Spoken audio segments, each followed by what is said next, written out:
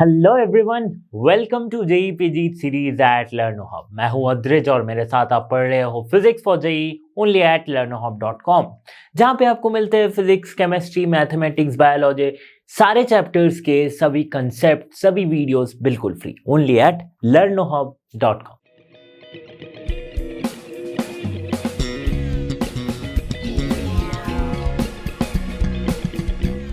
तो students, laws of motion के previous year में पूछे गए क्वेश्चंस को इस वीडियो में हम डिस्कस करने वाले हैं। वैसे तो लॉज ऑफ मोशन से कई सारे क्वेश्चंस पूछे गए, इसलिए इस वीडियो के हम दो पार्ट्स बनाएंगे। ये पहला पार्ट है जिसमें ऑलमोस्ट 13-14 क्वेश्चंस हम सॉल्व करेंगे और इसके बाद पार्ट 2 में बाकी के क्वेश्चंस को कवर करेंगे। तो चलिए शुरू करते हैं प्रीवियस ईयर क्वेश्चंस के solutions from the chapter laws of motion.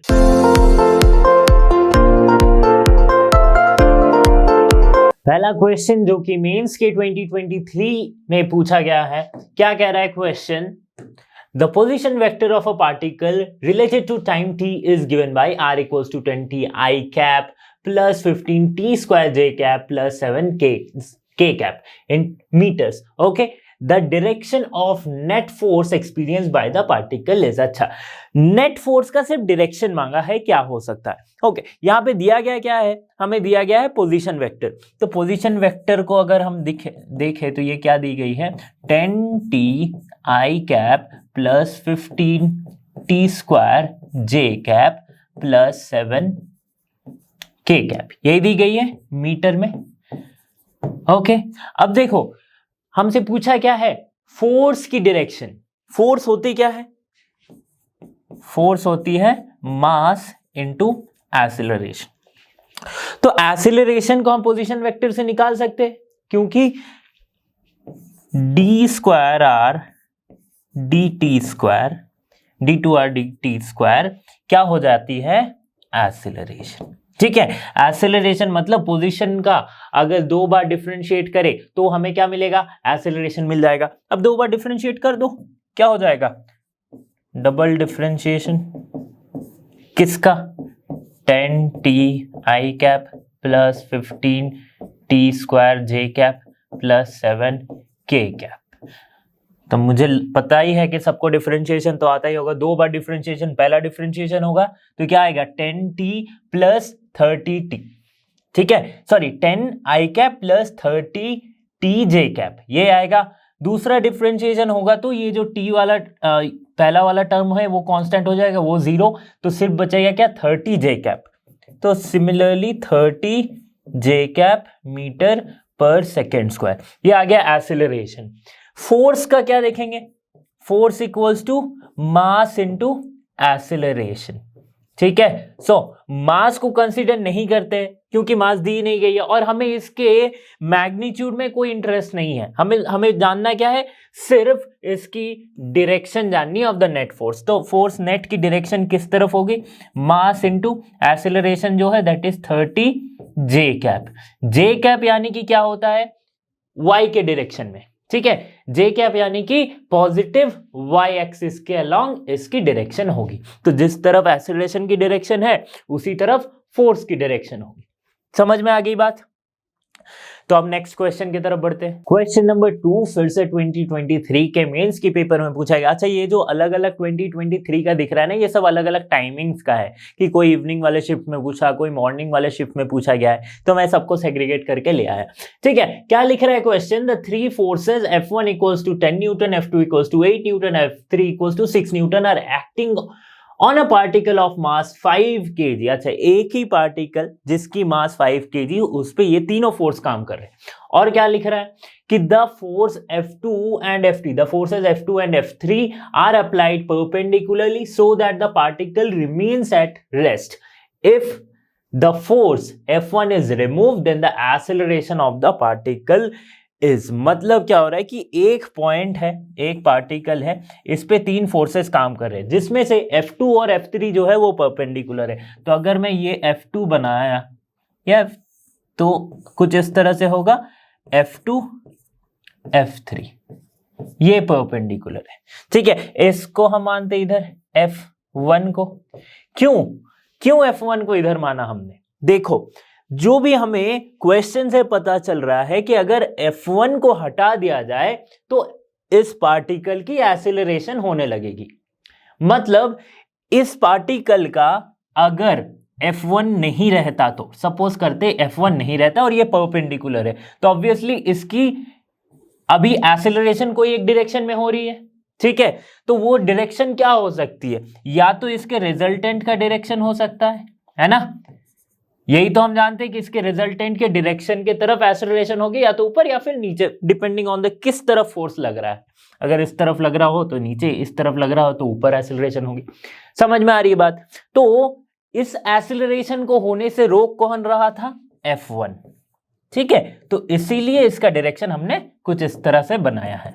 मतलब क्या होगा कि F1 का जो मैग्नीट्यूड होगा और F2 प्लस F3 का जो मैग्नीट्यूड होगा वो सेम होगा, बस डायरेक्शन अलग हो रहे है ना।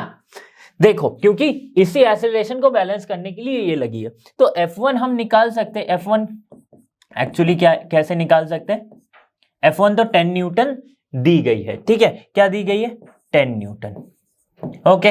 F2 कितनी है, 8 न्यूटन, F3 कितनी है, 6 न्यूटन। अब पूछा क्या है, if the force F1 is remove then the acceleration of the particle is. इसको अगर रिमूव कर देते, इसको हटा देते, तो इसकी एक्सेलरेशन, तो ये वाला कौन सा फोर्स हो जाएगा, इसको हम मान लेते हैं F डैश। तो F डैश की मैग्नीट्यूड क्या हो जाएगी, F डैश की मैग्नीट्यूड हो जाएगी इसकी, that is F1 plus F2 का square, that is sorry F2 plus F3 का स्क्वायर, दैट इज F2 कितनी है, 8 न्यूटन, यानी कि 64 प्लस, और F3 कितनी है, 6, यानी 636। सो ये कितना आ जाएगा, 100 root under 100, that is 10 newton. तो ये जो F डैश आ रही है, ये आ रही है 10 न्यूटन। अब इसके एक्सीलरेशन कितनी होगी, acceleration equals to F equals to ma।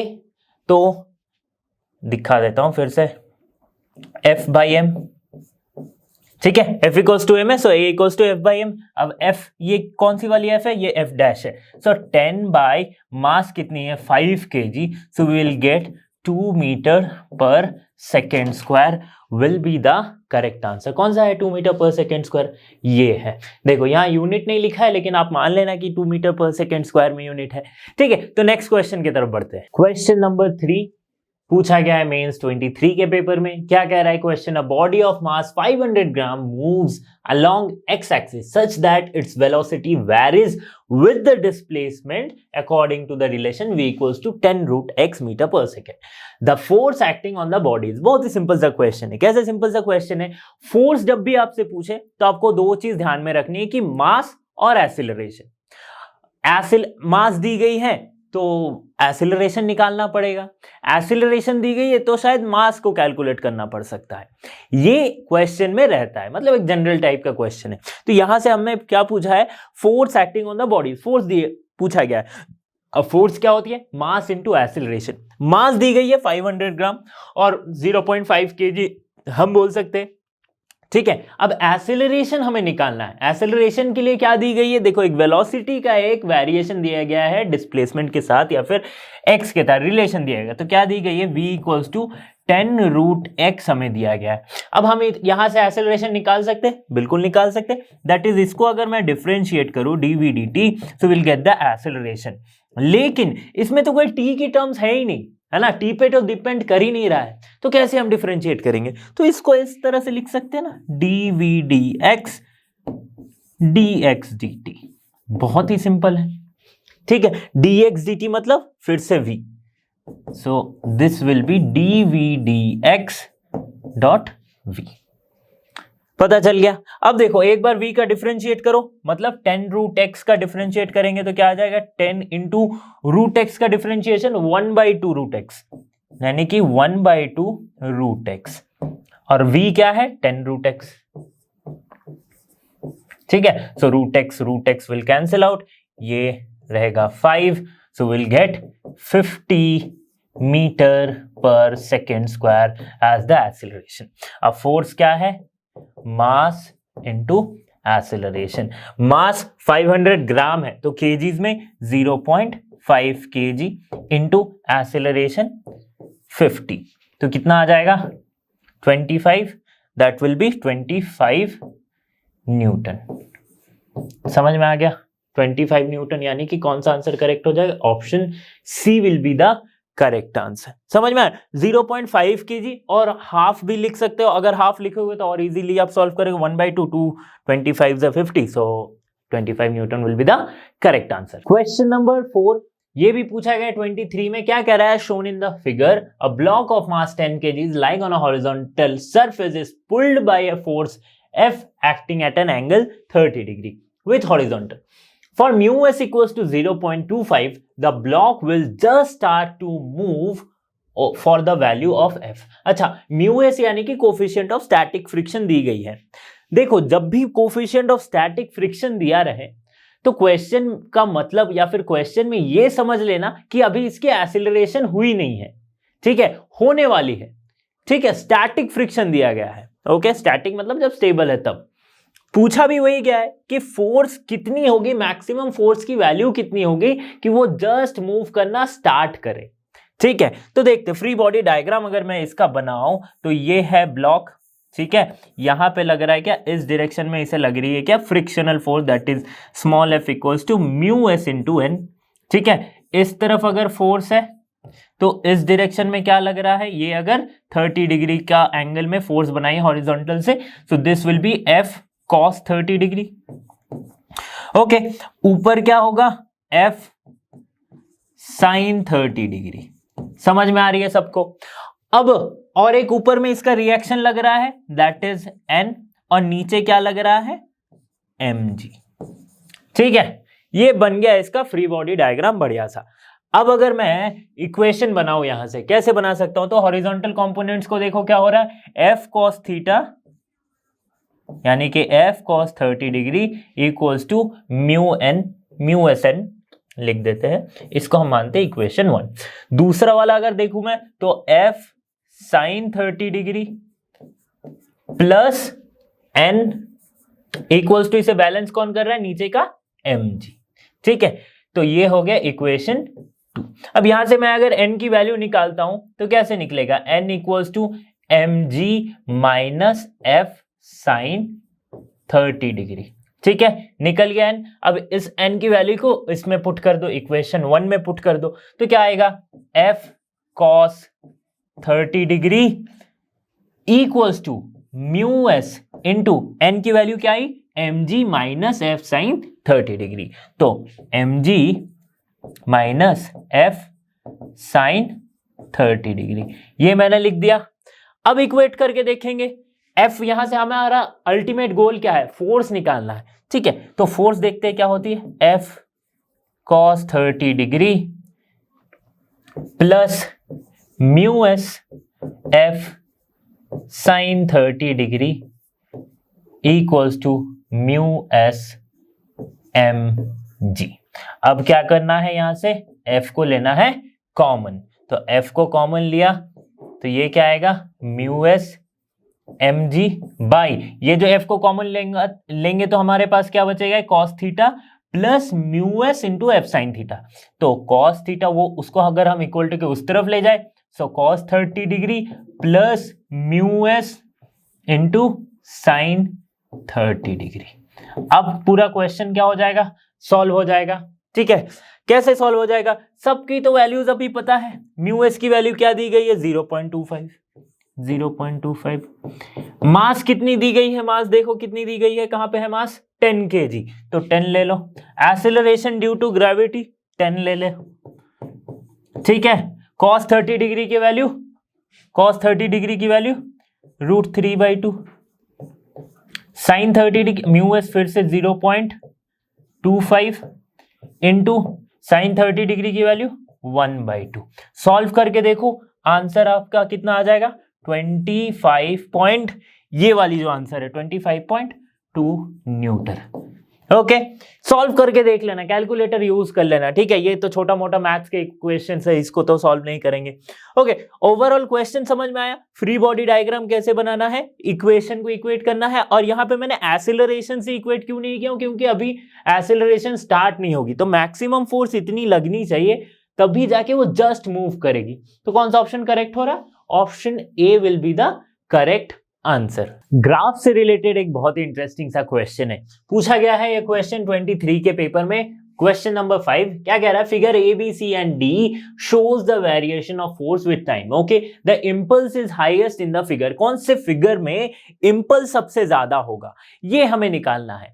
ठीक है, और ग्राफ दी गई है किस किस के बीच में, फोर्स और टाइम के बीच में ग्राफ दी गई है। ठीक है भैया, इंपल्स होता क्या है, क्या होता है इंपल्स? इंपल्स होता है I equals to change in momentum, right? Then change in momentum that is F into delta t।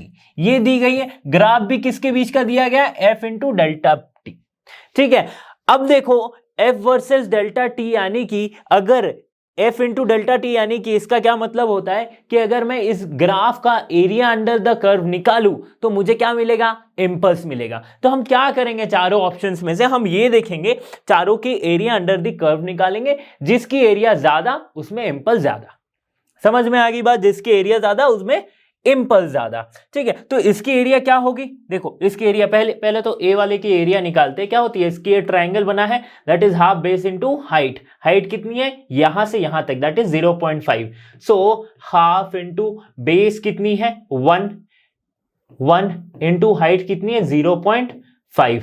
तो ये कितना आ जाएगा, ये 1/4 यानी कि 0.25 न्यूटन सेकेंड। ठीक है, ये यूनिट होती है, तो इसकी एरिया आई 0.25 न्यूटन सेकेंड। अब बी का देखते हैं, ये कितना है, ये भी एक राइट एंगल ट्राइंगल ही है। ठीक है, तो I equals to half into base into height कितनी है, 0.75, मतलब 0.75 का भी आधा, that will be 0.375 something like that. Okay, newton second, मतलब ये फिर से छोटी हो गई। ओके, अब आते हैं दूसरे पे। ओके, मतलब ये अभी बड़ी है इससे। ओके, इसकी एरिया इससे बड़ी है।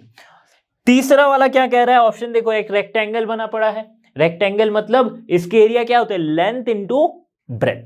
लेंथ क्या है, लेंथ है 0.5 इंटू ब्रेथ है 2, मतलब कि कितना आ जाएगा, 1 न्यूटन सेकेंड। तो इसकी एरिया है 1। Okay, 1 Newton second. इसकी देखते हैं क्या है, ये देखो इसकी एरिया क्या हो जाएगी, दिस इज हाफ, बेस क्या है 2 इंटू हाइट क्या है 0.5। सो दिस विल कैंसल आउट और हाइट जो आएगा हमारा 0.5 न्यूटन सेकेंड। ठीक है, समझ में आ रहा है? तो अभी बताओ इन सब में से सबसे ज्यादा एरिया किसका है, इसका है, क्योंकि इसका 1 है, बाकी सब तो 1 से कम है। राइमिंग हो गया ना। ओके, तो ये जो एरिया अंडर द कर्व है ये क्या शो करता है, इंपल्स। तो हम क्या बोलेंगे कि ऑप्शन सी जो है इसकी इंपल्स हाईएस्ट होगी या फिर मैक्सिमम होगी बाकी सारे चारों ऑप्शन से। ओके, समझ में आ गई बात ना। देखो, एरिया अंडर द कर्व का क्वेश्चन पूछा जा रहा है, तो ये आप कैसे पता करोगे? अगर आपको सिर्फ इस टाइप का फोर्स इनटू टाइम दिया गया है, तो जब भी कोई भी ग्राफ दिया रहा है, ये सिर्फ इस चैप्टर के लिए नहीं, मैं हर एक चैप्टर के लिए बता रहा हूं, कभी भी कोई भी ग्राफ दिया गया है, एक्स एक्सिस क्या है, वाई एक्सिस क्या है, ये देखना। फिर आपको ना 2 चीजें चेक करनी है, 2 ऑप्शंस। क्या चेक करना है, या तो उसे मल्टीप्लाई करके देखो, मतलब X axis multiplied by Y axis करके देखो, तो जो क्वांटिटी आएगी अगर वो पूछा है तो आपको पता चल जाएगा क्या, मुझे एरिया अंडर द कर्व निकालनी है। या फिर उसकी स्लोप निकाल के देखो। स्लोप अगर मैं निकालूं तो इसका स्लोप क्या हो जाएगा, परपेंडिकुलर बाय बेस, यानी कि force by time. Force by time, अब ये फोर्स बाय टाइम जो भी क्वांटिटी आपसे पूछी गई है वो हो जाएगा। ओके, समझ में आ रही है ना बात कि कैसे ग्राफ्स के क्वेश्चंस को सॉल्व करेंगे। क्वेश्चन नंबर 6 पूछा गया 23 के पेपर में। क्या कह रहा है question, a block of mass 5 kg is placed at rest on a table, okay, of rough surface. Okay, fine. Now if a force of 30 Newton is applied in the direction parallel to the surface of the table, the block slides through a distance of 50 meter in an interval of 10 seconds. Coefficient of kinetic friction will be, मतलब देखो इसका अगर मैं diagram बनाता हूं, मतलब एक block है जिसे टेबल पे रखा गया है। ठीक है, पहले तो ये रेस्ट पे थी, बट जैसे ही इस पे 30 न्यूटन की एक फोर्स अप्लाई की जाती है, ये क्या करती है, 50 मीटर मूव कर जाती है। ठीक है, और इस 50 मीटर मूव करने में इसे टाइम लगती है क्या, 10 सेकेंड।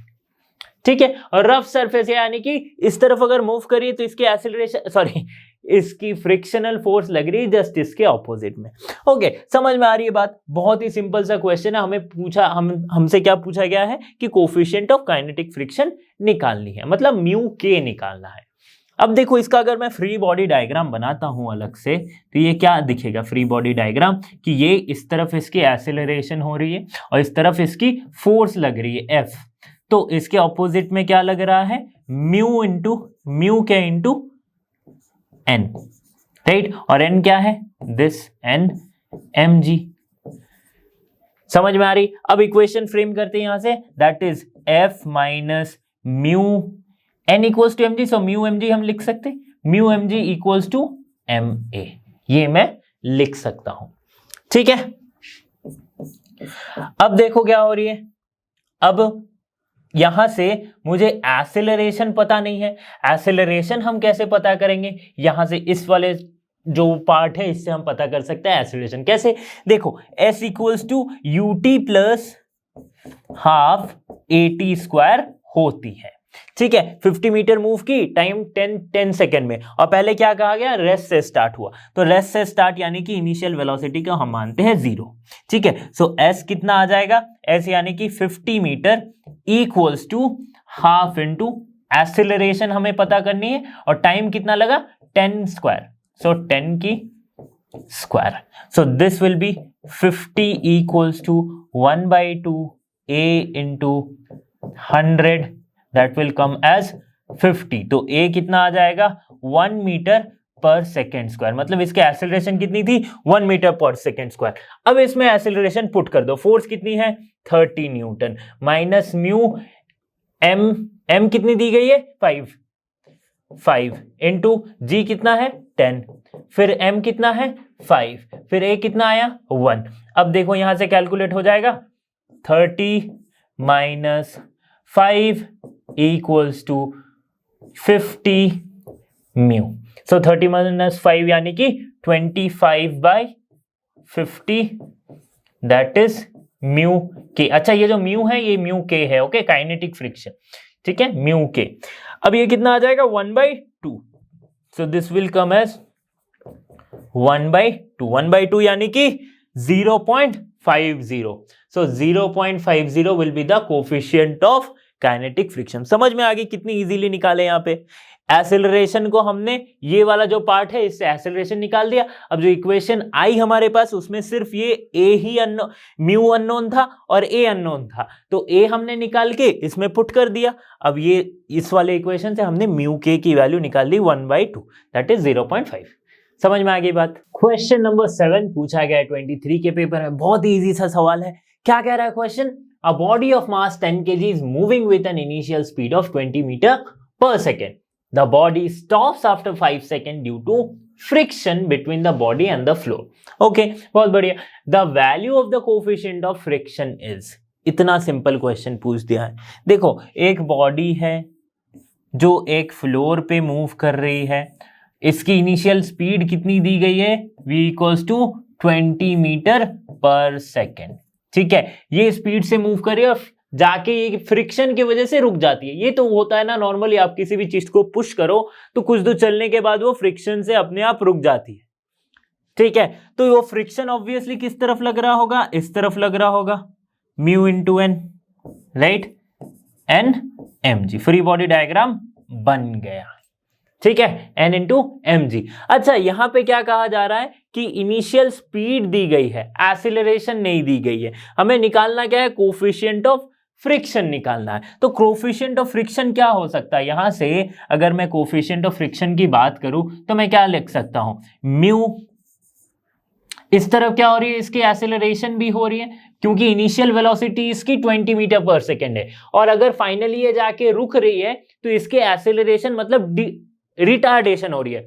अगर कोई भी ऑब्जेक्ट फाइनली जाके स्टॉप होती है तो उसकी फाइनल वेलोसिटी होगी 0। अब अगर कुछ वेलोसिटी से 0 हो रही है मतलब वेलोसिटी घट रही है, वेलोसिटी घट रही है यानी कि रिटार्डेशन हो रही है। ठीक है, तो रिटार्डेशन कैसे हो सकती है, ऐसे तो a इक्वल्स टू हम म्यू जी लिख सकते हैं, बिकॉज एम ए जो इसकी एक्सेलरेशन होगी वो किसके बराबर होगी, मतलब म्यू एम जी, दोनों का बैलेंस क्या करेगा कौन, म्यू एम जी, सो यहां से हम सिंपली लिख सकते हैं A equals to mu into g. ठीक है, अब एक्सीलरेशन भी अननोन है, हमें पता नहीं है, और म्यू तो हमें निकालनी है। तो अगर हम किसी एक को पहले निकाल के इस इक्वेशन में पुट करें तो बहुत इजी हो जाएगा। कैसे निकालेंगे, देखो एक्सीलरेशन को निकालते हैं तो सिंपल सा फॉर्मूला क्या है, v equals to you plus at। Final velocity हो रही है 0 क्योंकि ये रुक रही है। इनिशियल वेलोसिटी क्या है 20 metre per second, plus acceleration पता नहीं है, और टाइम क्या दी गई है, t equals to 5 second. After 5 second ये रुक रही है, सो यहां पे हम 5a मान लेते हैं। अब यहां से हमें क्या मिलेगा, a इक्वल्स टू -20 बाय 5, -20/5, तो ये कितनी आ जाएगी, -20/5 किया तो -4 मीटर पर सेकेंड स्क्वायर। अच्छा, ये माइनस क्या बता रहा है कि इसकी डायरेक्शन जो है वो ऑपोजिट है। ठीक है, तो माइनस क्या है, इसकी डायरेक्शन जो है ऑपोजिट है, तो माइनस को हम नेग्लेक्ट कर सकते हैं। तो यहां से आंसर क्या आ जाएगा, 4, -4 को नेग्लेक्ट करके सिर्फ 4 लिखता हूं। ठीक है, सिर्फ 4 लिखता हूं, 4 mu into 10, so mu equals to 4/10, that will be 0.4। ठीक है, 0.4 यानी कि option D will be the correct answer. समझ में आ गई। नेग्लेक्ट क्यों किया, क्योंकि ये रिटार्डेशन है, धीरे धीरे घट रही है, तो ये जो नेगेटिव साइन है ना, ये बस डायरेक्शन बता रही है, डायरेक्शन बता रही है। ठीक है, अगर नहीं नेग्लेक्ट करते तो आपका जो कोफिशिएंट ऑफ फ्रिक्शन है वो नेगेटिव में आता है, कोफिशिएंट ऑफ फ्रिक्शन नेगेटिव नहीं होता है ना, तो इसीलिए नेगेटिव को समझना यहाँ पे जरूरी था। अब चाहे तो इक्वेशन में लिख सकते, चूंकि रिटार्डेशन है तो ऑलरेडी हमें -a लगा के लिख सकते थे। ओके, क्वेश्चन नंबर 8 पूछा गया है 23 के पेपर में। क्या कह रहा है question, as shown in the figure a 70 kg garden roller is pushed with a force of F equals to 200 Newton at an angle 30 degree with the horizontal. Okay, now the normal reaction on the roller is, बहुत ही simple सा question है। क्या है question, एक garden roller तो आपने देखा ही होगा, जो रोलर होती है ना लोहे की, जिससे हम क्रिकेट की पिच वगैरह को प्लेन करते हैं। ओके, उस टाइप के रोलर को पुश किया जा रहा है। ठीक है, और वो जो पुश है, वो जो फोर्स है, वो कहां पे लग रही है, 30 डिग्री एंगल पे लग रही है, हॉरिजॉन्टल के साथ। अब इस पे नॉर्मल रिएक्शन फोर्स क्या है वो निकाल। नॉर्मल रिएक्शन क्या होता है, नॉर्मल रिएक्शन क्या बताया था मैं, जो हॉरिजॉन्टल प्लेन है, जो भी प्लेन है जिसपे वो ऑब्जेक्ट रखी हुई है, उसका परपेंडिकुलर होता है नॉर्मल रिएक्शन। मतलब ये हो गया नॉर्मल रिएक्शन। ठीक है, समझ में आ रही बात। अब देखो इस फ्री बॉडी डायग्राम बनाते, वैसे तो ये फ्री बॉडी डायग्राम जैसा ही है, इसको थोड़ा एक्सटेंड करते। मतलब ये है नॉर्मल रिएक्शन और ये है फोर्स की डायरेक्शन, तो फोर्स कुछ इस तरह से लग रही है F। ठीक है, और ये वाले एंगल क्या है 30 डिग्री। नॉर्मल रिएक्शन को कौन बैलेंस कर रहा है, एक बैलेंस कर रहा है नीचे का mg, और एक इसका फोर्स का एक component that is F sine theta वाला कंपोनेंट, साइन थीटा यानी कि साइन 30 डिग्री वाला कंपोनेंट। ठीक है, इतना हमें समझ में आ रहा है। और क्या हो रही है, बस इससे ही तो हमारा पूरा इक्वेशन निकल जाएगा। इस तरफ क्या है F cos theta, cos 30 degree, और इस तरफ क्या रोका जा रहा है, एक फ्रिक्शन रोका जा रहा है, that is the mu mg। Okay, समझ में आ रहा है बस। अब देखो इक्वेशन अगर मैं फ्रेम करूं तो मुझे क्या मिलेगा, n equals to F sine 30 degree minus mg, sorry plus mg, ये हमें मिल जाएगा इक्वेशन। अब हमें नॉर्मल रिएक्शन निकालना है। फ्री बॉडी डायग्राम बन गया, सारा काम हो जाएगा। देखो नॉर्मल रिएक्शन कैसे निकलेगा, फोर्स कितनी दी गई है 200, सो 200 इंटू साइन 30 की वैल्यू 1/2 प्लस मास कितनी है रोलर की 70 kg इंटू 10। ठीक है, so this will be 100 and this will be 700, that means 800 newton will be the correct answer. ठीक है, कौन सा आंसर करेक्ट हो जाएगा, 800 newton, option C. Question number 9 पूछा गया है 22 के पेपर में, मेंस के। क्या कह रहा है question, a block of 3 kg is attached to a string whose other end is attached to a wall. Okay, an unknown force F is applied so that the string makes an angle 30 degree with the wall. The tension in the string is. Okay, तो यहाँ पे 3 option, ये रहा चौथा option. Okay, तो ये क्या कह रहा है कि एक ऐसे इस तरफ वॉल है, इससे धागे से क्या लगी है, एक स्ट्रिंग से लगी है एक मास. मास कितनी की है, √3 kg की मास है. ओके, अब क्या कह रहा है कि एक अननोन फोर्स F इसे खींच रहा है सो दैट कि ये 30 डिग्री एंगल बना ले वॉल के साथ. समझ में आ रही बात. अब पूछा जा रहा है कि टेंशन इन द स्ट्रिंग क्या होगा. फ्री बॉडी डायग्राम बना लेते हैं. देखो, ये है वॉल, ये है अननोन फोर्स F और ये रही मास. ठीक है, मास कितनी यहां पे नीचे लग रही है, √3g, दैट इज मास क्या है, √3 kg into g, that is acceleration due to gravity. Okay, ये क्या है, टेंशन है T, और ये कितनी एंगल है, 30 डिग्री. ओके, अगर ये 30 डिग्री हुआ तो ये वाला जो एंगल है ये भी 30 होगा, and this will B T cos theta. Okay, sorry, T cos 30 degree वाला कंपोनेंट, टेंशन इधर T cos 30 डिग्री वाला कंपोनेंट. अब क्या होगा, सिंपल सी बात है, हमें ये वाला फ्री बॉडी डायग्राम मिल गया. हम सिंपली लिखेंगे T cos 30 degree equals to √3 into g. बस खत्म बात है ना. अब खत्म बात. अब cos 30 डिग्री की वैल्यू क्या होती है, √3/2 equals to √3 into G. √3 will cancel out. T equals to हो गया क्या, 2g. g की वैल्यू कितनी ले सकते हैं हम, 10 metre per second square. So 2 into 10 that will B 20 Newton. कौन सा ऑप्शन करेक्ट हो जाएगा, option D will be the correct answer. ठीक है, option D will be the correct answer. कैसे बनाया है क्वेश्चन को, देखो ये अननोन फोर्स जो लगा रखा है ये क्या है, इसको हमने कंसीडर किया कि एकदम पैरेलल है हॉरिजॉन्टल से, या फिर इस वाले जो वॉल से परपेंडिकुलर लग रही है. ठीक है, तो इसीलिए हमने अगर इसको परपेंडिकुलर माना है तो ये वाले एंगल भी थीटा हो जाएगा. और इस पॉइंट के अलोंग आपको फ्री बॉडी डायग्राम बनानी है कि इस पॉइंट के अलोंग नीचे क्या लग रहा है, √3g, एंड ऊपर क्या लग रहा है, T cos 30 डिग्री. समझ में आ गई, 20 Newton correct answer. Question number 10 पूछा गया है 23 के पेपर में. क्या कह रहा है question, a force acts for 20 seconds on a body of mass 20 kg. Okay, starting from rest, after which the force ceases and the body describes 50 meter in the next 10 seconds. Okay, the value of the force will be. बहुत ही simple सा question है कि एक body है, rest पे पहले थी, फिर क्या किया गया, 20 सेकेंड पे तक उसे फोर्स अप्लाई किया गया. अब 20 सेकेंड तक फोर्स अप्लाई करने के बाद क्या होता है, बॉडी मूव करने लगती है. तो मूव करने लगी, फिर क्या हो गया, 20 सेकेंड के बाद फोर्स हटा दिया गया.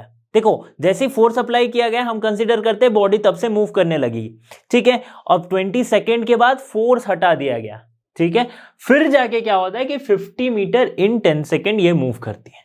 अब पूछा गया जो फोर्स अप्लाई किया गया था वो फोर्स कितनी थी. देखो, इस वाले क्वेश्चन से ना एक कंसेप्ट हमारा मस्त क्लियर होगा, क्या कि जब तक फोर्स हो अप्लाई है तब तक ही अब एक्सीलरेशन होगा.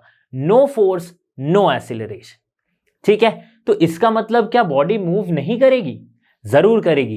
एक्सीलरेशन नहीं होगा लेकिन कांस्टेंट वेलोसिटी तो रहेगी, है ना. तो ये वाला क्वेश्चन को थोड़ा समझते हैं. देखो, 20 सेकेंड तक है वो क्वेश्चन, बहुत इजी. 20 सेकेंड तक फोर्स अप्लाई किया गया, 20 सेकेंड तक, तो इसमें कुछ एक्सीलरेशन थी.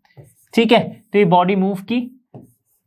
अब 20 सेकेंड के बाद क्या होता है, 20 सेकेंड के बाद क्या होता है, फोर्स लगना बंद हो जाता है. फिर भी ये बॉडी मूव करती कितनी, 50 मीटर मूव करती है.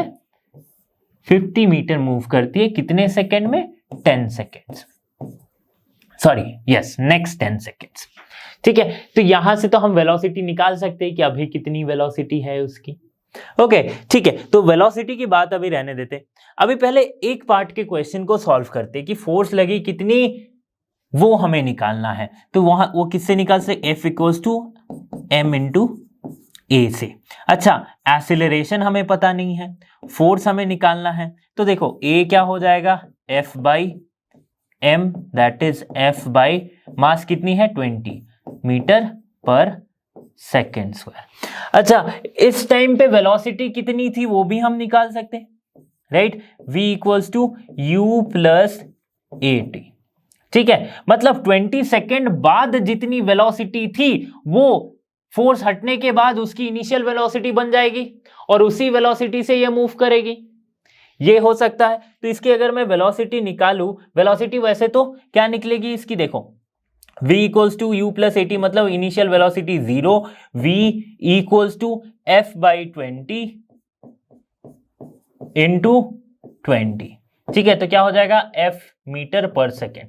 अब वेलोसिटी किसके बराबर है, फोर्स के बराबर है। मतलब इस वाले टर्म में अगर मैं वेलोसिटी निकाल दूं तो वही फोर्स हो जाएगा, ठीक है। मैग्नीट्यूड उसका, ऑब्वियसली मैग्नीट्यूड। तो इसमें क्या होगी वेलोसिटी, देखो डिस्टेंस दी गई है, टाइम दी गई है, तो distance equals to speed equals to distance by time हम लिखते हैं। स्पीड इक्वल्स टू, यानी कि वेलोसिटी, इस टाइम पे velocity v dash equals to distance by time, या फिर v लिखो, v तो है ना, डिस्टेंस कितनी है 50 by time 10 second, so this will be 5 metre per second. 5 metre per second, यानी कि ये फोर्स कितनी आ जाएगी, 5 newton, because v equals to magnitude of v equals to magnitude of f, so 5 newton will be the correct answer, option C. समझ में आ गई ना बात। देखो फिर से मैं एक बार बताता हूं, जब तक फोर्स है 20 सेकेंड तक, 20 सेकेंड तक उसकी एक्सीलरेशन है। फोर्स हट गई, एक्सीलरेशन खत्म, बॉडी मूव कर रही है स्टिल, कैसे मूव कर रही है, किसी यूनिफॉर्म वेलोसिटी से मूव कर रही है। जब फोर्स नहीं है तो किसी यूनिफॉर्म वेलोसिटी से मूव कर रही है। वो वेलोसिटी कितनी आई, 5 metre per second, okay. And वो वेलोसिटी जब हमने इस इक्वेशन में इक्वेट करके देखा तो हमने क्या मिला कि वो जो वेलोसिटी की मैग्नीट्यूड है और फोर्स की मैग्नीट्यूड है वो सेम है। समझ में आ गई बात। बहुत ही सिंपल सा क्वेश्चन था, क्वेश्चन नंबर 10। क्वेश्चन नंबर 11 पूछा गया है एडवांस के पेपर में, ओके। कौन से वाले पेपर में, 2020 के एडवांस के पेपर में। क्या कह रहा है question, a particle of mass m is moving in the xy plane such that it velocity at point xy is given as v vector, अच्छा ये वेक्टर साइन है, ठीक है, y x cap plus 2x y cap, ठीक है, alpha, where alpha is a non zero constant. What is the force affecting on the particle. फिर से देखो, चाहे एडवांस का क्वेश्चन हो, मेंस का क्वेश्चन हो, कोई भी क्वेश्चन है, देखना हमें यह है कि पूछा क्या गया है। पूछा गया है फोर्स, दी गई है वेलोसिटी, हमें निकालनी। फोर्स पता है क्या होती है, फोर्स होती है मास इनटू एक्सीलरेशन, यही तो होती है फोर्स। तो वेलोसिटी दी गई है, डिफरेंशिएट करेंगे तो एक्सीलरेशन आ जाएगा, मास मल्टीप्लाई करेंगे तो फोर्स आ जाएगा, है ना। तो वेलोसिटी देखो क्या दी है, बहुत ही सिंपल सा क्वेश्चन है। देखो अल्फा इंटू क्या है, Y X cap plus 2x Y cap. समझ में आ गई बात। अब क्या करेंगे, डिफरेंशिएट। डिफरेंशिएट करने से क्या हो जाएगा, एक्सीलरेशन आ जाएगा। एक्सीलरेशन इक्वल्स टू अल्फा का डिफरेंशिएशन नहीं होगा, रहने दो। अब कैसे, देखो डिफरेंशिएशन, अभी जो डिफरेंशिएशन होगा ना वो किस टाइप का डिफरेंशिएशन हो रहा है, देखो मैं बताता हूं। ये एक्स कैप वाला कंपोनेंट है, मतलब dy dx, पूरे टर्म को हम t के रेस्पेक्ट में डिफरेंशिएट करते हैं, यानी कि dy dt, ठीक है, x cap plus 2 into dx dt y cap, ठीक है, dy dt dx dt। अब दोनों तो है ही वेलोसिटी, लेकिन dy dt मतलब वेलोसिटी इन y डायरेक्शन, dx dt मतलब वेलोसिटी इन x डायरेक्शन। तो समझ में आ रही है बात। तो इसको हम इसलिए क्या लिख सकते हैं, अल्फा इंटू dy dt, यानी कि vy लिख सकते हैं, that is velocity along y, x cap plus 2 into vx velocity along x, y cap, ठीक है। अब vx vy कंपोनेंट कहां से लाएंगे, यहां से लाएंगे। ये वेलोसिटी की वेक्टर दी गई है, इसमें क्या है, x component plus y component है, तो x कंपोनेंट यानी कि vx क्या है, देखो vx क्या है, vx है alpha into Y X cap plus alpha into 2 into alpha into X Y cap. अब यहां पे आएगा वी वाई वाला कंपोनेंट, यानी कि यहां पे हम लिख सकते हैं 2 इंटू अल्फा इंटू क्या आ जाएगा X X cap plus V X के जगह पे 2 into Y into sorry alpha Y into Y cap. ठीक है, ये हो जाएगा। अब यहां से अगर मैं 2 अल्फा कॉमन ले लेता हूं तो मुझे क्या मिलेगा 2 alpha square X X cap plus Y Y cap. ये हो गई बात। ये क्या निकल गया एक्सीलरेशन वेक्टर निकल गया। अब फोर्स क्या है मास इंटू एक्सीलरेशन, मतलब अगर मैं इसी वाले इक्वेशन से एक मास मल्टीप्लाई कर दूं that will be the force. So F क्या हो जाएगा 2 alpha square M into X X cap plus Y Y cap. ये हो जाएगा आंसर। कौन सा ऑप्शन करेक्ट हो रहा है देखो 2 alpha square M, 2 alpha square M क्या है ये 2 alpha square M X X cap plus Y Y cap. ये वाला करेक्ट हो जा रहा है, ये नहीं option A will be the correct answer. समझ में आ गई बात, कितना ही इजी था ये डिफरेंशिएशन। ये तो मैथमेटिक्स था पूरा का पूरा। क्वेश्चन नंबर 12 पूछा गया है एडवांस के 2014 के पेपर में। क्या कह रहा है question, a wire which passes through the hole in a small bit is bend in the form of a quarter of a circle. Okay, the wire fixed vertically on ground as shown in the figure. Okay, then the bead is released from the near the top of the wire and it slides down the wire without friction. As the bead moves from A to B, the force it applies on the wire is. ठीक है, उसकी direction पूछी गई है। यहां पे देखो सारे ऑप्शंस जो है ना ये डायरेक्शन ही बताती क्या लाइक ऑलवेज रेडियली आउटवर्ड और ऑलवेज रेडियली इनवर्ड्स और रेडियली आउटवर्ड इनिशियली और रेडियली इनवर्ड्स लेटर। इस टाइप के क्वेश्चन मतलब क्या है कि डायरेक्शन आपको पता करनी है। ठीक है, डायरेक्शन हम पता कर लेंगे, पहले क्वेश्चन को थोड़ा समझ लेते हैं। मतलब कि एक वायर है, ठीक है, जिसे बेंड किया गया किस फॉर्म में, इस square of the circle sorry quarter of the circle के फॉर्म में। अब फिर यहां से टॉप मोस्ट पॉइंट से इस एक बीड यानी कि जो वो मोती की माला जैसी कुछ होती ना, तो उसको यहां से क्या किया गया रिलीज किया गया। तो क्या कहती है ये कि बिना फ्रिक्शन से ये यहां तक मूव कर रही है। तो इस केस में ये वायर पे जितना फोर्स एक्सर्ट कर रही है वो हमें पता करना है, वो हमें बताना है। कैसे बताएंगे हम कि लाइक इसकी डायरेक्शन को बताना है। ठीक है, तो ये था क्वेश्चन। अब क्या करते हैं, अब हम इसके फ्री बॉडी डायग्राम बनाते हैं और फिर इस क्वेश्चन को सॉल्व करने की कोशिश करते हैं। देखो अभी अगर फ्री बॉडी डायग्राम बनाता हूं मैं इसका, तो वो कैसे बनाऊंगा, और ये रही वो सर्कुलर बीड की बात। ठीक है, फटाफट अगर ये रहा इसका रेडियस कैपिटल आर, तो इसके अलोंग क्या है लग रहा है एक नॉर्मल रिएक्शन एन। ठीक है, ये रहा एम जी नीचे की ओर, और ये हो जाएगा अगर ये थीटा है तो, क्योंकि ये थीटा है। ठीक है, तो M ji sine theta and this will be, इसके अलोंग क्या लग रहा है M G cos theta. Okay, अब बात करते हैं कि इसके ऑपोजिट क्या लग रहा है, तो ये एंगल थीटा है, तो यहां पे लग जा रहा है क्या एन कॉस थीटा, और इसके अलोंग एन साइन थीटा। ठीक है, सब बढ़िया। और सर्कुलर मोशन में घूम रही तो एक सेंट्रीपिटल एक्सेलरेशन यानी कि centripetal force that is mv square by R. तो अब देखो फ्री बॉडी डायग्राम बन गया है। अब हम निकाल के लिखते हैं इसके इक्वेशन ऑफ मोशन को। मतलब ये जो फोर्स का इक्वेशन अगर मतलब मैं देखूं इस पॉइंट के अलोंग, इस लाइन के अलोंग, तो क्या दिखेगा मुझे कि mg cos theta minus n equals to mv square by R. ये हो जाएगा इक्वेशन 1। और एनर्जी कंजर्वेशन से अगर देखा जाए, एनर्जी कंजर्वेशन के अकॉर्डिंग देखा जाए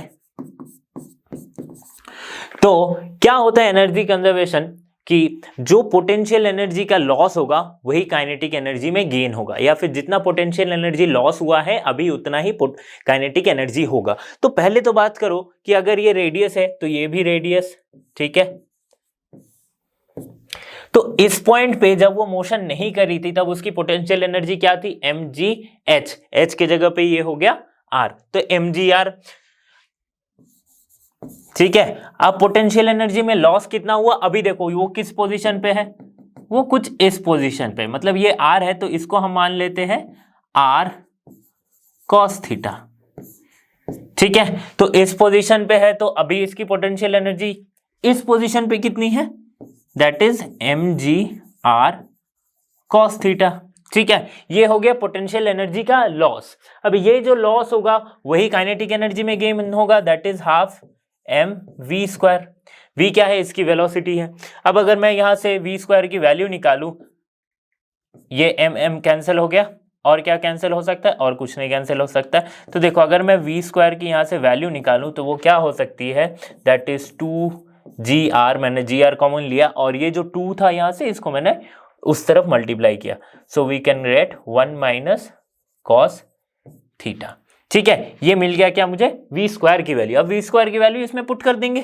ठीक है, तो इसमें अगर पुट करें तो ये क्या दिखेगा, this will look like mg cos theta minus n equals to v² के जगह पे m इंटू v² के जगह पे 2gr into 1 - cos theta by r। तो ये r कैंसिल। ठीक है, तो यहां से सिंपली हम लिख सकते हैं mg cos theta minus n equals to 2mg to 1 - cos theta. ठीक है, अब सिंपली क्या करेंगे, थोड़ा सा और सिंप्लीफाई करेंगे, n की वैल्यूज को निकालने की कोशिश करेंगे। तो n क्या हो जाएगी, mg cos theta minus 2gm या फिर 2mg लिखो, 2mg 1 - cos थीटा। ठीक है, थोड़ा और सॉल्व करेंगे, मतलब यहां से क्या करते हैं, mg को कॉमन ले लेते हैं। तो mg को कॉमन लेंगे तो यहाँ पे क्या आएगा, a cos theta, that means cos theta minus 2 into, sorry minus of minus, that is plus 2 cos theta. तो ये क्या हो जाएगा, mg into 3 cos theta minus 2। तो ये क्या आई, n की वैल्यू आई, n की वैल्यू क्या आई, mg into 3 cos theta minus 2। ठीक है, कि कैसे हम इसका डायरेक्शन पता लगा सकते हैं कि अगर cos थीटा स्मॉल होती है, बहुत छोटी होती है अगर cos थीटा, तो क्या हो जाएगी, अगर ये थीटा बहुत छोटी हो रही है, if for small theta n क्या है वो पॉजिटिव हो जाएगा। ठीक है, n की वैल्यू जो है वो पॉजिटिव होगी। ठीक है, अब जैसे जैसे थीटा इंक्रीज होता जाएगा, जैसे जैसे थीटा इंक्रीज होता जाएगा, मतलब थीटा जैसे बढ़ता जाएगा तो n की वैल्यू क्या होगी, नेगेटिव होते जाएगी। तो पॉजिटिव होते जाएगी n की वैल्यू, अगर इनिशियली पॉजिटिव है तो हम बोल सकते हैं कि डायरेक्शन जो है फोर्स की वो रेडियली इनवर्ड है। ठीक है, और जैसे जैसे आगे बढ़ता जाएगा, नेगेटिव होता जाएगा, तो हम बोलेंगे इसको कि that is radially outward. Yes, तो ये जो ऑप्शन है radially inward, option D will be the correct answer. Advance का क्वेश्चन है ये 2014 का, इजी क्वेश्चन था, थोड़ा सा बस यहाँ पे दिमाग लगाना था साइन को लेके, नेगेटिव आया तो उल्टी डायरेक्शन में, पॉजिटिव हुआ तो आउटवर्ड डायरेक्शन में। क्वेश्चन नंबर 13 पूछा गया है 22 के पेपर में, the time taken by an object to slide down 45 degree rough inclined plane is times n times, okay, is n times as it takes to slide down a perfectly smooth 45 degree inclined plane. Okay, the coefficient of kinetic friction between the object and the inclined plane is, तो यहां पे देखो question क्या कहा गया है कि एक है स्मूथ इंक्लाइन प्लेन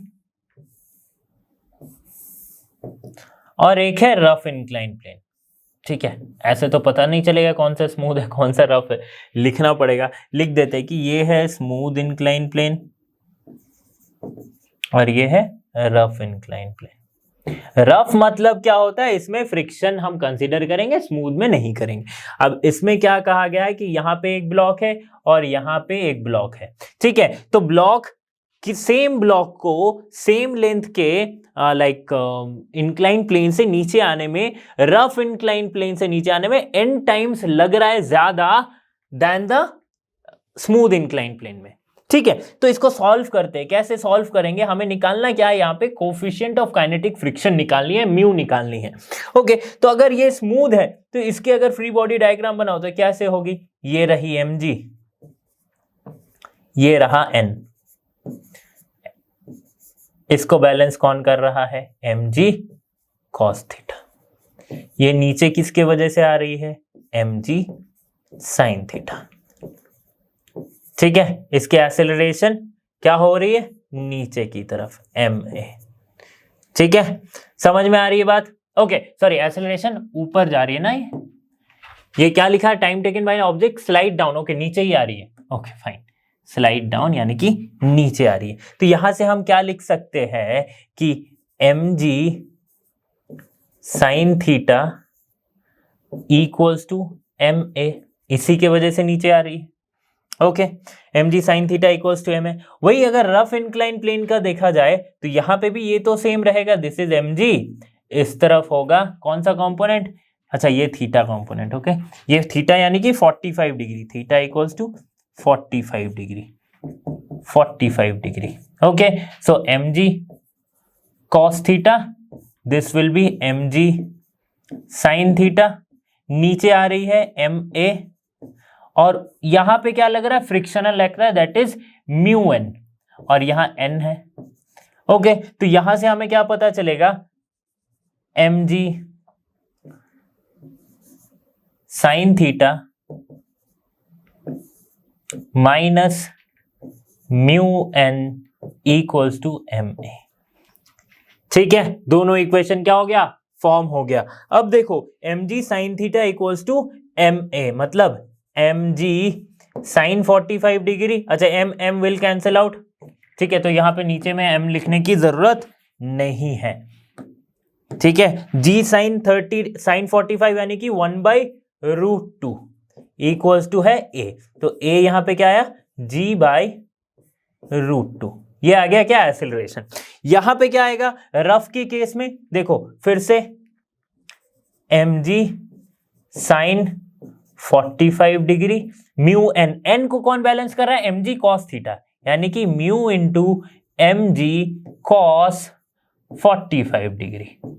ठीक है, n तो यही है, n equals to mg cos theta equals to ma। फिर से mm विल कैंसिल, ठीक है, m को काट दिया। अब क्या रहा यहाँ पे, g/√2, साइन 45 डिग्री की वैल्यू 1/√2 माइनस म्यू इंटू जी इंटू कॉस 45 की वैल्यू 1/√2, तो म्यू g/√2 इक्वल्स टू आ गया a। तो इसमें एक्सेलरेशन है ये, इसमें एक्सेलरेशन है ये। अब क्या खेलना है, अभी हमें खेलना है टाइम से। तो अब देखो खेलेंगे हम टाइम से, तो यहाँ पे एक्सेलरेशन कितनी आई थी, g/√2। इसे टाइम कितना लगा था, suppose t equals to small t हम मानते हैं, लेकिन वही अगर दूसरे वाले एक्सेलरेशन की बात करें तो वहां पे कितनी आई थी, g/√2 माइनस म्यू g/√2। मतलब सिर्फ अगर g/√2 को मैं कॉमन लूं, देखो पिछले वाले ही तो सॉल्व किया था ना, g/√2 माइनस म्यू g/√2, तो क्या करूंगा, g/√2 को कॉमन लूंगा तो मुझे क्या मिलेगा, g/√2 को अगर कॉमन लेंगे तो 1 माइनस म्यू ये मिल जाएगा। ठीक है, अब इसमें कितना टाइम लगा, t, क्वेश्चन के अकॉर्डिंग इसमें कितना टाइम लग रहा है, n टाइम ज्यादा, सो n इंटू टी। समझ में आ गई बात। अब देखो क्या होता है कि जो डिस्टेंस है इंक्लाइन प्लेन का वो तो इक्वल है, मतलब s1 इक्वल्स टू s2 है। इंक्लाइन प्लेन का ये जो डिस्टेंस है ये s1 और ये s2, ये दोनों सेम है, सिमिलर इंक्लाइन प्लेन कहा गया है।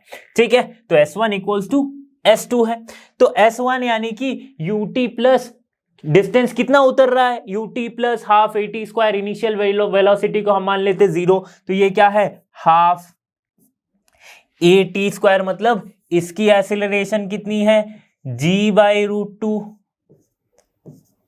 ठीक है, into t square equals to half at square, यानी कि इसकी एक्सीलरेशन कितनी है, g by root two into 1 minus mu into t कितना है यहाँ पे n इंटू टी, मतलब n स्क्वायर टी स्क्वायर।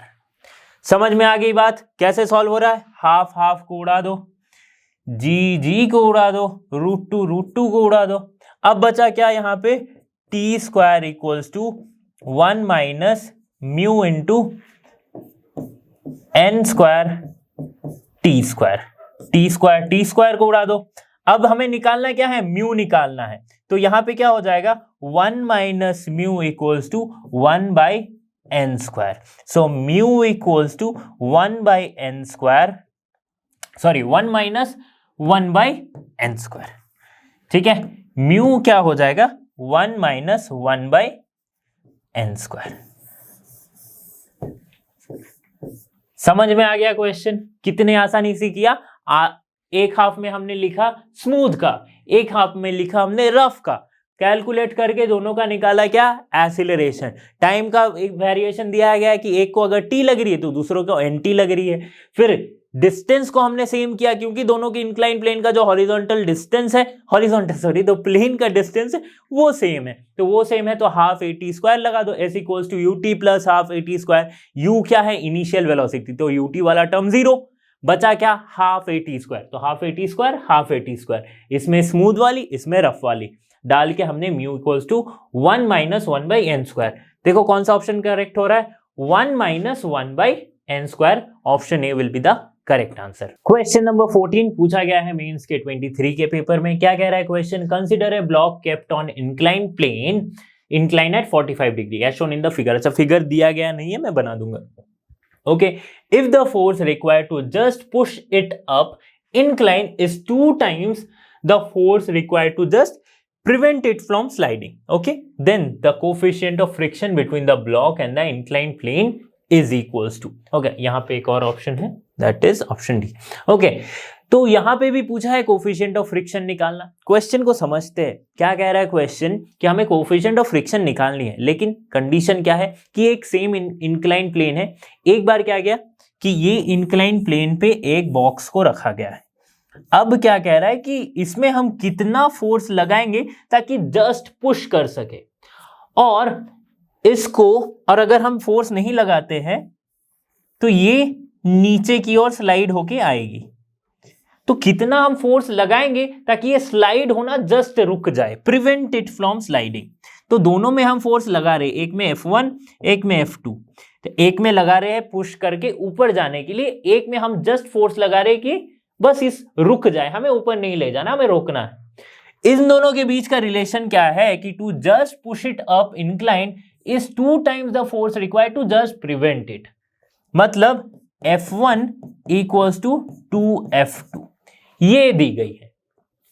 अब F1 है क्या, ये हम इसके फ्री बॉडी डायग्राम से पता करेंगे। तो फ्री बॉडी डायग्राम बनाते हैं। कैसे बनेगा फ्री बॉडी डायग्राम? देखो, ये रहा मास, ये लगे नीचे mg, ठीक है, इस डायरेक्शन में mg cos 45, क्योंकि ये इंक्लिनेशन एंगल 45 डिग्री है, ठीक है। और इस तरफ क्या है? mg sin 45 डिग्री, ठीक है। फोर्स भी किस तरफ लग रहा है? इस डायरेक्शन में लग रहा है फोर्स, F1 इस डायरेक्शन में। F1 क्या कर रहा है? इसे पुश करना चाह रहा है। पुश करना चाह रहा है तो फ्रिक्शन किस तरफ? नीचे की तरफ पुश करना चाह रहा है, यानी कि ये ऊपर जाएगी, ऊपर जाएगी तो फ्रिक्शन इसे नीचे की तरफ अपोज करेगा, दैट इज स्मॉल f, और ये रिएक्शन रहा n, ठीक है। तो इस वाले सिमिलर टाइप का इसका भी होगा। ये क्या कर रहा है? स्लाइड होने से प्रिवेंट कर रहा है, मतलब फोर्स तो इसी डायरेक्शन में है लेकिन इसकी टेंडेंसी क्या है? नीचे की तरफ आएगी। ये स्लाइड होने के नीचे की ओर आ रही है, नीचे की ओर आना चाहेगी तो फ्रिक्शन इसे अपोज करेगा जस्ट इसके ऑपोजिट में, ठीक है। और बाकी सब तो same, this is n, this is mg cos 45, this will mg, this will mg sin 45, because this inclination is 45 degree. अब देखो इक्वेशन अगर फॉर्म करते हैं तो हमें क्या पता था? F1 equals to 2 twice F था, twice F2। अब देखो इक्वेशन अगर किया जाए F1 के बारे में तो F1 क्या होगी?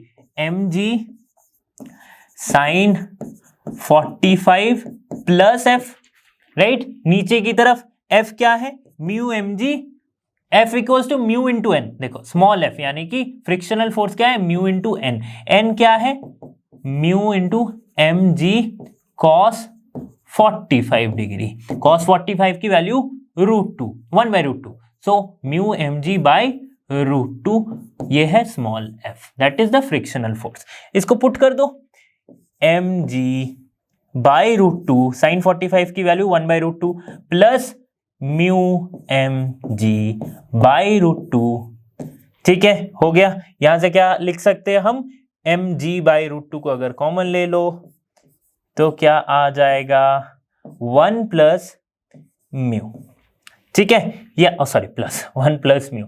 सिमिलरली अगर मैं F2 के लिए करूं तो ये क्या हो जाएगा, F2 के इक्वेशन में क्या चेंज है, बस ये फ्रिक्शन की जो डायरेक्शन है वो चेंज है, तो मतलब यहां प्लस की जगह माइनस, सो एम जी sine 45 degree minus frictional force. तो यहां से अगर हम सिमिलरली इक्वेट करें तो हमें क्या मिलेगा, M G by √2 into 1 minus mu, ठीक है।